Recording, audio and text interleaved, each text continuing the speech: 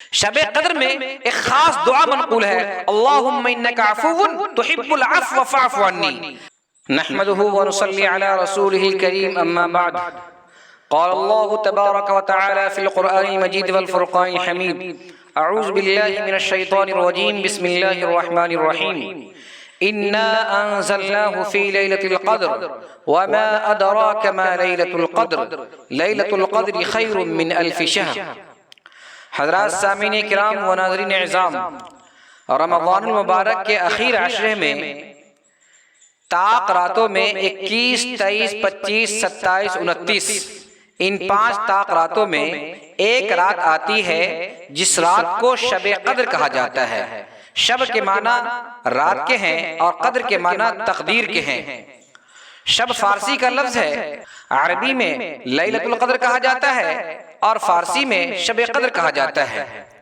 شب قدر کے تعلق سے کسی ثبوت کی کوئی ضرورت نہیں، اس لیے کہ شب قدر کے تعلق سے خود قرآن کریم کی آیت ہے اور ایک سورہ ہی ہے، سورہ قدر، انا انزلناہ فی لیلۃ القدر۔ اس کے بارے میں خود اللہ تبارک و تعالیٰ نے ہی فرما دیا ہے شب قدر کے حوالے سے، اس لیے مزید اس کے بارے میں اور کوئی گفتگو کی ضرورت نہیں۔ شب قدر یہ سارے لوگوں کے یہاں متفق ہے، شب قدر میں عبادت کے تعلق سے کسی کا کوئی اختلاف نہیں۔ شب قدر ہے کیا چیز؟ یہ شب قدر ایک رات ہے اور ایک ایسی رات ہے جو 1000 مہینوں سے بہتر ہے۔ خیر من الف شہر، ایک رات 1000 مہینوں سے بہتر ہے۔ 1000 مہینے کو اگر آپ سال میں تقسیم کریں گے تو 84 سال سے کچھ زیادہ ہوگا۔ پتہ یہ چلا کہ اگر کوئی ایک رات شب قدر کی پا لیا، کوئی ایک رات شب قدر کے اندر عبادت کر لیا، کوئی ایک رات شب قدر کے اندر قیام کیا، اللہ تبارک و تعالیٰ کا ذکر و اذکار کیا، کوئی ایک رات اللہ کے لیے شب قدر کے اندر جاگ کر کے عبادت کر لیا، تو اس کو 84 سال سے زیادہ کا ثواب ملے گا۔ ذرا سوچیں کہ ہر شخص 84 سال تک زندہ رہے،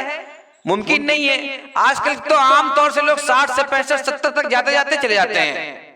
تو اگر کوئی ایک رات عبادت کر لیا تو گویا کہ اس سے زیادہ 84 سال سے زیادہ اس نے عبادت کیا ہے۔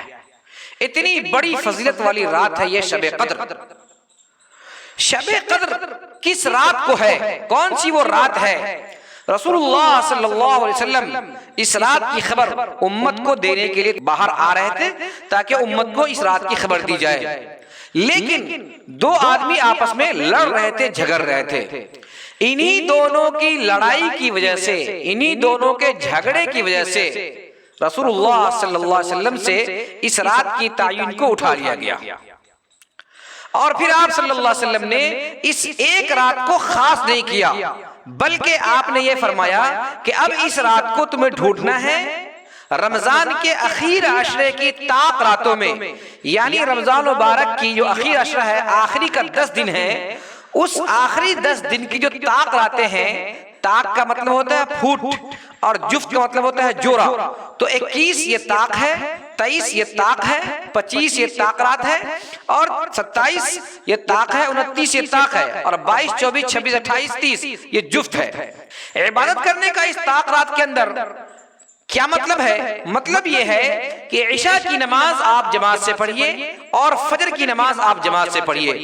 اگر عشاء کی نماز اور فجر کی نماز آپ جماعت سے پڑھ لیے تو گویا کہ آپ نے شب بیداری کر لی، اس رات کی آپ کو فضیلت حاصل ہو گئی، کیونکہ صحیح مسلم میں سیدنا عثمان رضی اللہ تعالیٰ عنہ راوی ہیں، آپ صلی اللہ علیہ وسلم کا ارشاد ہے کہ جس شخص نے عشاء کی نماز جماعت سے پڑھی گویا کہ وہ آدھی رات نفل پڑھا، اور جس شخص نے فجر کی نماز جماعت سے پڑھی گویا کہ اس نے پوری رات نفل پڑھا۔ تو عشاء اور فجر کی نماز اگر آپ پڑھ لیے تو انشاءاللہ اس رات کی فضیلت حاصل ہو جائے گی۔ مزید آپ حشاش و بشاش ہیں تو آپ تہجد کی نماز پڑھ لیں،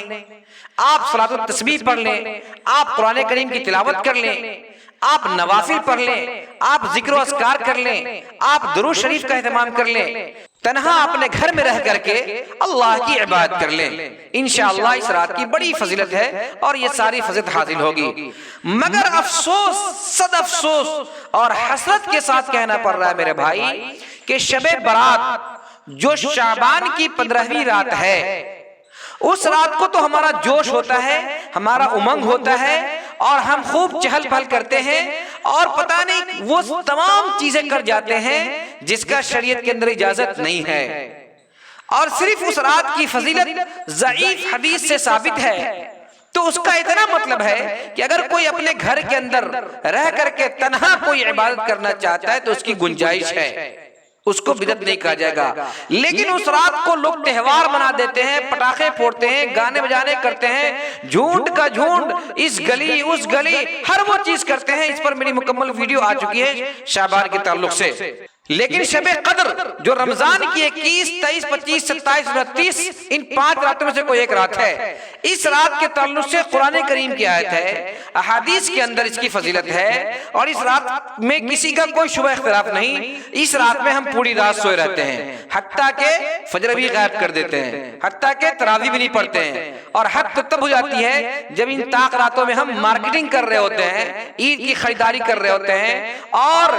گھوم رہے ہوتے ہیں، پھر رہے ہوتے ہیں دکانوں کے اندر، کلکتہ، ممبئی، جہاں تہاں ٹور پر چلے گئے ہوئے ہوتے ہیں، اور انہیں پتہ ہی نہیں ہوتا کہ یہ رات اتنی فضیلت کی ہے۔ آپ عشاء کی نماز میں جائیے اور فجر کی نماز میں جائیے تو آپ کو پتہ چل جائے گا، آپ مسجد میں جائیے تو شاید آپ کو 2-4 بندے ایسے ملے جو اللہ کی عبادت کر رہے ہوں۔ تو یہ کتنی بڑی ہماری بے انصافی ہے، اور ہم کہاں ہیں اور ہم کہاں جا رہے ہیں، جس کا ثبوت قرآن سے ہے، جس کی فضیلت احادیث سے ہے، جس کے بارے میں کسی کا کوئی اختلاف نہیں، جس کے بارے میں 1000 مہینے زیادہ افضل ہے، اس رات میں ہم کیا کر رہے ہیں، اور جس کی فضیلت صرف ضعیف حدیث سے ہے، اس رات میں ہم کیا کر رہے ہیں۔ تو میرے بھائی، آپ سے آج دانا درخواست ہے کہ پورے رمضان کے اندر آپ عبادت کریں، تلاوت کریں، ذکر و اذکار کریں، نوافل پڑھیں، تہجد پڑھیں، اور خصوصاً اخیر عشرے میں، اور اس میں بھی 21 کو، 23 کو، 25 کو، 27 کو، 29 کو، ان 5 راتوں میں ضرور بھی ضرور آپ عبادت کریں، اور ان 5 راتوں کے اندر ضرور آپ شب بیداری کریں، ان 5 راتوں میں ضرور آپ تہجد پڑھیں، اور ضرور اللہ کو راضی کر لیں۔ شب قدر میں ایک خاص دعا منقول ہے، اللہم انک عفو تحب العفو فاعف عنی۔ اے اللہ، آپ معاف کرنے والے ہیں اور معافی کو پسند کرنے والے ہیں، تو آپ مجھے بھی معاف فرما دیجئے۔ حدیث کے اندر یہ دعا منقول ہے، تو آپ حضرات اس دعا کا شب قدر کے اندر خاص اہتمام فرمائیں، اللہم انک عفو تحب العفو فاعف عنی۔